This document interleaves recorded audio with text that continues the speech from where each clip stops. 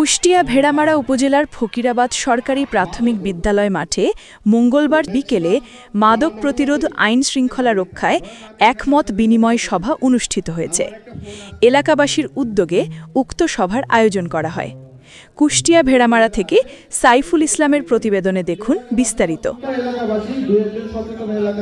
ভেড়ামারা উপজেলা নির্বাহী অফিসার মোহাম্মদ রফিকুল ইসলামের সভাপতিত্বে সভায় উপস্থিত থেকে বক্তব্য রাখেন ভেড়ামারা সহকারী কমিশনার ভূমি গাজী আশিক বাহার, কুষ্টিয়া মাদকদ্রব্য নিয়ন্ত্রণ অধিদপ্তরের উপপরিচালক পারভিন আক্তার, ভেড়ামারা থানার ভারপ্রাপ্ত কর্মকর্তা মোহাম্মদ আব্দুর রব, ভেড়ামারা উপজেলা বিএনপির সদস্য সচিব ও উপজেলা পরিষদের সাবেক ভারপ্রাপ্ত চেয়ারম্যান মোহাম্মদ শাহজাহান আলী এবং উপজেলা মাধ্যমিক শিক্ষা অফিসার ফারুক আহমেদ। অন্যান্যদের মধ্যে বক্তব্য রাখেন মোকারিমপুর ইউনিয়ন বিএনপির সাংগঠনিক সম্পাদক আতিয়ার রহমান, পৌর কৃষক দলের সভাপতি আশরাফুল আলম রিপন প্রমুখ।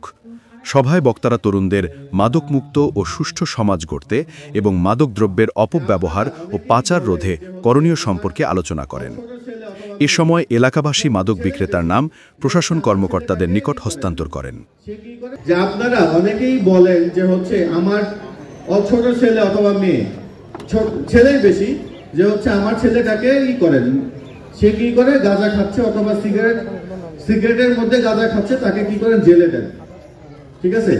ঠিক আছে আপনারা বলেন অনেক কারণে, কিন্তু কথা একটা জিনিস চিন্তা করেন যে জেলখানাতে একজন মাদক সেবীকে তো একজন মাদক সেবীর কাছে সাথে রাখা হবে, তাই না? জেলখানা থেকে একজন মাদক সেবীকে একজন সমাজ সেবীর কাছে রাখা হবে? মাদক সেবীকে মাদক সেবীর কাছেই রাখা হবে। আপনারা চিন্তা করেন যে আমি যদি নিরাময় কেন্দ্রে দেই 6 মাস, তাহলে আমার পকেট থেকে খরচ হবে 6 মাসে 5,000 টাকা করে হলো 30,000 টাকা। কিন্তু এতে করে কি হবে, আপনার ছেলেটা কিন্তু সুস্থ হওয়ার ফিরে আসার সম্ভাবনা অনেক বেশি।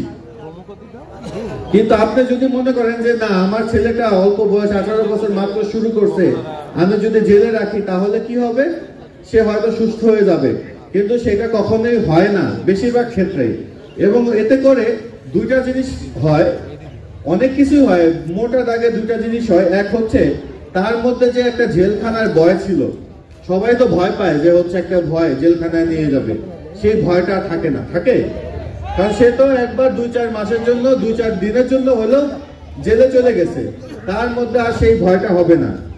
আর দ্বিতীয় কথা একজন মাদক সেবী যেহেতু একজন মাদক সেবীর সাথেই থাকবে, সমাজ সেবীর সাথে থাকবে না অথবা অন্য কোনো অপরাধীর সাথে থাকবে না, তাই দেখা যাবে যে আপনার ওই ছেলেটা অথবা ওই লোকটা যদি গাঁজা খাওয়া জানে, তাহলে আরেকজনের সাথে থেকে সে অন্য কোনো নেশাতে সে সম্পর্কে জানতে পারবে। হয়তো সে টাপেন্ডাডল চিনেই না, অথবা টাপেন্ডাডলের নাম চিনছে, জানে কোথায় বিক্রি হয় সেটা জানে না, অথবা সে টাপেন্ডা খায় ইয়াবা কোথায় বিক্রি হয় অথবা কি হয় সে জানে না।